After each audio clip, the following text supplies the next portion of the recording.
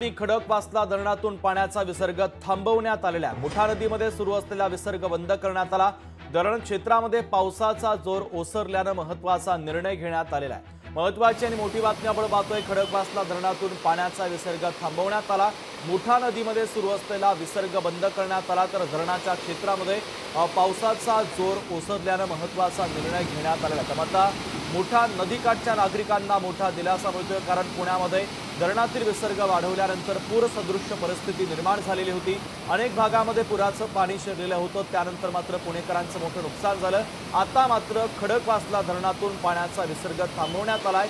मुठा नदीपात्रामध्ये सुरू असलेला विसर्ग बंद करण्यात आला। धरण क्षेत्रामध्ये पावसाचा जोर मंदावल्याने महत्त्वाचा निर्णय धरण प्रशासनाने घेतला।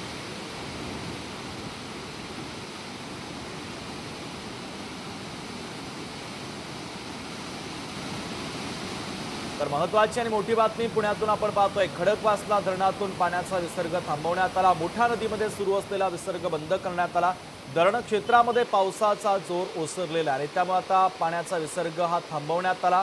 मुठा नदीकाठच्या नागरिकांना, पुणेकरांना मोठा दिलासा मिळतोय, कारण याच धरणातून पाण्याचा प्रवाह वाढल्यानंतर पुण्यामध्ये पूरसदृश्य परिस्थिती निर्माण झालेली होती।